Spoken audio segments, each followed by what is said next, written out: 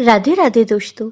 आज मैं आपको चिड़िया की महाशिवरात्रि नामक एक बहुत ही सुंदर कहानी सुनाने जा रही हूँ।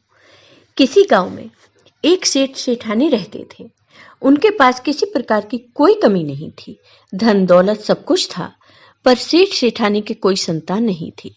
सेठ सेठानी कभी कोई पूजा पाठ नहीं करते थे, कभी दान पुण्य नहीं करते थे और ना ही किसी साधु संत की सेवा किया करते थे। वो धर्म का कोई भी काम नहीं करते थे। उसी गांव में एक पेड़ पर एक चिड़िया अपने बच्चों के साथ घोंसला बनाकर रहती थी। चिड़िया रोज उस गांव के घरों में दाना चुगने जाती और दाना लाकर अपने बच्चों को खिलाती। चिड़िया उस सेठ के घर भी जाती, लेकिन उसे वहां कोई दाना नहीं मिलता। एक दिन चिड़िया मन में सोचती है, ये सेठ गांव में सबसे धनवान है, फिर भी इसके यहाँ एक भी दाना नहीं मिलता। कभी किसी को दान नहीं देता, ना ही किसी को भिक्षा डालता है, ना ही कभी पूजा पाठ करता है। यह कोई भी धर्म का कार्य नहीं करता। यह सेठ बहुत ही कंजूस है। एक दिन की बात है, चिड़िया अपने घोंसले से उड़कर उस सेठ की हवेली पर बैठ जाती है। जब वह चिड़िया उस हवेली पर बैठी थी, तभी सेठ सेठानी आपस में बातें कर रहे थे। सेठानी सेठ से कहती है, सेठ जी, हमारी कोई संतान नहीं है। हमारे पास इतनी धन संपत्ति है, लेकिन क्या फायदा, इसे कोई भोगने वाला ही नहीं है। यह कहकर सेठानी फूट फूट कर रोने लगती है। वह बच्चे के लिए बहुत तड़प रही थी। सेठ सेठानी की बातें वह चिड़िया सुन रही थी। उसकी सेठानी को देखकर बहुत दुख हुआ।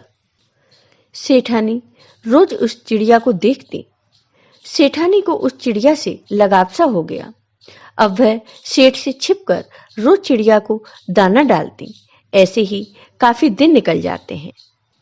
धीरे धीरे चिड़िया को भी सेठानी से लगाव हो गया था, क्योंकि सेठानी बच्चे के लिए बहुत तड़पती थी और चिड़िया भी एक माँ थी, तो वह सेठानी की तड़प को महसूस कर सकती थी।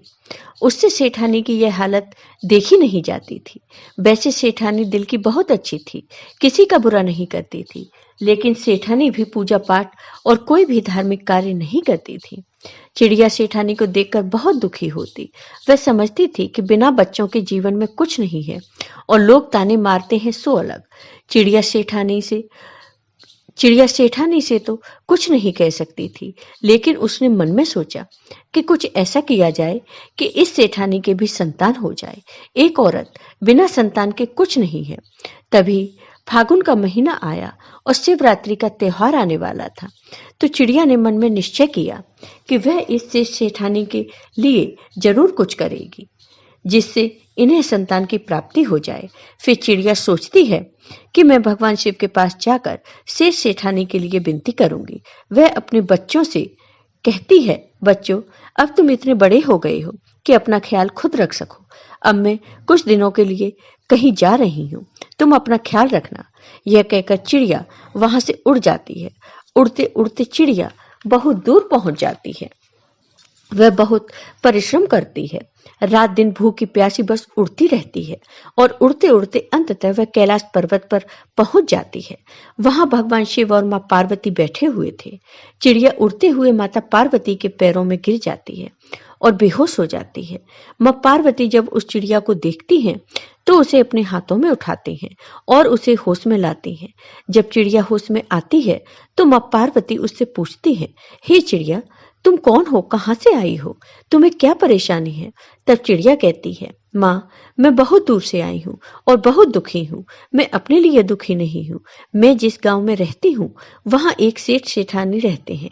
उनके कोई संतान नहीं है। हे माँ, वह सेठानी दिल की बहुत अच्छी हैं, लेकिन संतान न होने के कारण वह बहुत दुखी रहती हैं। पुत्र के लिए वह बहुत तड़पती हैं। तो हे माँ, उस सेठानी को एक पुत्र दीजिए। माँ पार्वती चिड़िया से कहती हैं कि पुत्री, तुम चिंता मत करो, मैं भगवान शिव से बात करती हूँ। फिर माता भगवान शिव से कहती हैं, हे प्रभु, इस गांव में एक सेठानी रहती हैं, उनके नसीब में पुत्र है या नहीं? तब भगवान शिव कहते हैं, हे पार्वती, उनके नसीब में कोई पुत्र नहीं है। तब माँ पार्वती कहती हैं, हे प्रभु, यदि उनके नसीब में कोई पुत्र नहीं है, फिर भी उनको आपको पुत्र देना होगा। भगवान कहते हैं, पार्वती, लेकिन इनके भाग्य में कोई पुत्र नहीं है, मैं इन्हें पुत्र कैसे दूं? लेकिन माँ पार्वती जिद करके कहती हैं, हे प्रभु, यह इतनी दूर से भूखी प्यासी उड़कर यहाँ आई है, हमें इसकी इच्छा जरूर पूरी करनी चाहिए। हम इसे यहाँ से ऐसे ही नहीं भेज सकते। तब भगवान शिव कहते हैं, ठीक है पार्वती, मैं तुम्हारी बात मानकर उनसे सेठानी को पुत्र होने का वरदान दूंगा, लेकिन चिड़िया से कहो कि उनसे सेठानी को पूजा पाठ करना होगा, दान पुण्य करना होगा, मंदिर में जाना होगा, हर धार्मिक कार्य करना होगा। चिड़िया ने कहा, मैं अपनी पूरी कोशिश करूंगी कि शेष सेठानी ये सब काम करे। तब भगवान शिव ने कहा, ठीक है, तो जल्दी ही सेठानी को पुत्र की प्राप्ति होगी। चिड़िया माँ पार्वती और भगवान शिव को प्रणाम करके वापस अपने घोंसले में आ जाती है। समय बीतता है, सेठानी गर्भवती होती है और 9 महीने बाद उन्हें पुत्र की प्राप्ति होती है। सेठ सेठानी पुत्र को पाकर बहुत खुश होते हैं। उन्हें खुश देखकर चिड़िया भी बहुत खुश होती है।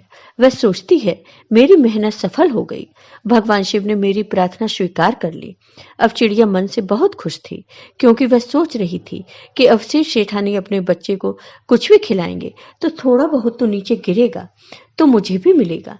धीरे धीरे सेठ का लड़का बड़ा होने लगता है। 1 शिवरात्रि बीत गई, 2 शिवरात्रि निकल गई, धीरे धीरे 4 शिवरात्रि निकल गई। 5वीं शिवरात्रि आने वाली होती है तो उस चिड़िया को बहुत चिंता होती है। वह सोचती है, सेठ का लड़का अब 5 साल का हो गया, लेकिन सेठानी ने न कोई दान पुण्य किया, न पूजा पाठ किया, न ही किसी को भिक्षा दी। ये कोई पुण्य का काम नहीं करते। चिड़िया बहुत दुखी होती है। वह सोचती है कि ये सेठ सेठानी जल्दी ये पुण्य के काम शुरू नहीं करेंगे तो इनका पुत्र अल्प आयु होगा और जल्दी ही उसकी मृत्यु हो जाएगी। चिड़िया सोचती है कि ये बातें सेठ सेठानी को मैं कैसे बताऊं, वो मेरी भाषा तो समझेंगे नहीं। ये सोचकर चिड़िया बहुत दुखी हो जाती है। तब चिड़िया के बच्चे भी बड़े हो जाते हैं और चिड़िया अपने बच्चों से कहती है, बच्चों, तुम अपना ख्याल रखना, मैं कुछ दिनों के लिए कहीं जा रही हूँ। चिड़िया फिर से कैलाश जाने के लिए उड़ती है। वो कैलाश पहुंच जाती है और माँ पार्वती के पैरों में गिर जाती है। तब माँ पार्वती कहती है कि चिड़िया पुत्री, अब तुम्हें क्या परेशानी है? तुमने जो चाहा था तुम्हें मिल गया, शेष सेठानी के भी पुत्र हो गया।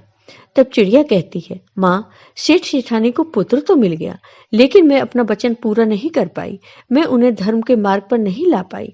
दोनों पति पत्नी अभी भी कोई धार्मिक कार्य नहीं करते, पूजा पाठ नहीं करते, दान पुण्य नहीं करते, वो वैसे के वैसे ही हैं। तब भगवान शिव कहते हैं, चिड़िया, तो फिर उनका पुत्र अल्प आयु होगा। यह सुनकर चिड़िया माँ पार्वती के चरणों में अपना सिर पटकने लगती। माँ, उनका पुत्र दीर्घ आयु होना चाहिए, अल्प आयु नहीं। चिड़िया ये जानती थी कि अगर पिता से कोई चीज मांगनी है तो माँ के चरणों में गिर जाओ, तो माँ को राजी कर लेती है, तो पिता अपने आप मान जाते हैं। यही सोच के चिड़िया माँ पार्वती के चरणों में गिर जाती है। माँ पार्वती चिड़िया को उठाती हैं और कहती हैं, पुत्री, तुम शांत हो जाओ। फिर माँ पार्वती भगवान शिव से कहती हैं, हे प्रभु, ऐसा नहीं होना चाहिए। चिड़िया कहती है कि मैंने अपनी तरफ से पूरी कोशिश की उनको समझाने की, लेकिन वो लोग मेरी भाषा को नहीं समझते। अब मैं क्या करूं? फिर चिड़िया कहती है, हे माँ, आप और भगवान शिव दोनों वहां जाएं और शेर सेठानी को सदमार्ग पर लाएं तो बहुत अच्छा होगा। तब भगवान शिव कहते हैं, ठीक है चिड़िया, हम दोनों बहुत जल्द शेर सेठानी के यहाँ जाएंगे। यह सुनकर चिड़िया खुश हो जाती है और वापस लौट आती है। कुछ दिन बाद भगवान शिव और माँ पार्वती साधु के भेष में शेर सेठानी के दरवाजे पर आते हैं और सेठानी से कहते हैं, हमें बहुत तेज भूख लगी है, हमें भोजन खिला दो। अगर तुमने ऐसा नहीं किया तो हम तुम्हें श्राप दे देंगे और तुम बर्बाद हो जाओगी। तब सेठानी कहती है, नहीं नहीं बाबा, आप हमें श्राप मत देना, हम आपको जरूर भोजन कराएंगे। फिर सेठानी भगवान शिव और माँ पार्वती को अंदर ले जाती है और भोजन कराती है। सेठानी का पुत्र भी उन्हें कभी रोट लाके देता तो कभी मिठाई। वह इधर उधर घूमता है। यह देखकर माँ पार्वती बहुत खुश होती है। जब सेठानी भोलेनाथ और माँ पार्वती को भोजन करा देती हैं, उसके बाद भगवान शिव और माँ पार्वती जाने लगते हैं तो सेठ सेठानी कहते हैं, बाबा, हमसे कोई कमी रह गई हो तो हमें माफ कर देना, लेकिन श्राप नहीं देना। तब भगवान शिव कहते हैं, सेठ सेठानी, ध्यान से सुनो, तुमने गलतियां तो बहुत की हैं और करते ही जा रहे हो। अगर तुम इसी तरह रहे तो तुम्हारे पुत्र पर घोर संकट आने वाला है और तुम्हारे पुत्र की जल्दी ही मृत्यु हो जाएगी। तब सेठ और सेठानी भगवान शिव के चरणों में गिर जाते हैं और कहते हैं, बाबा हमें कोई उपाय बताइए, हम क्या करें। हमें बहुत दिनों बाद ये पुत्र प्राप्त हुआ है, हम इसे खोना नहीं चाहते। तब भगवान शिव कहते हैं, उठो और ध्यान से सुनो। आज के बाद तुम्हारे यहाँ कोई भिक्षा मांगने आए तो उसे खाली हाथ मत लौटाना।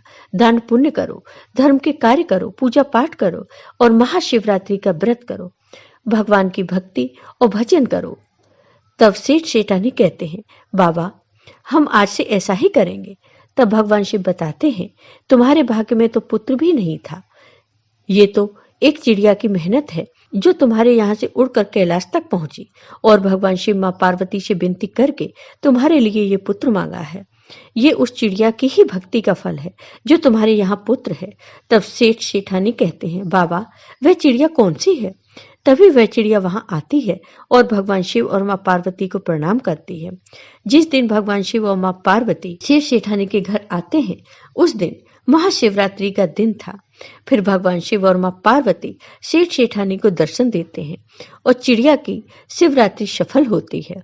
फिर बड़ी धूमधाम से सेठ सेठानी महाशिवरात्रि मनाते हैं और महाशिवरात्रि का व्रत करते हैं। चिड़िया भी व्रत करती है। भगवान शिव और माँ पार्वती के दर्शन पाकर वह तृप्त हो जाते हैं। उनकी महाशिवरात्रि सफल हो जाती है। जो लोग शिवरात्रि का व्रत करते हैं उन पर भगवान शिव की कृपा हमेशा बनी रहती है। जय हो भगवान शिव की, जय हो माता पार्वती की।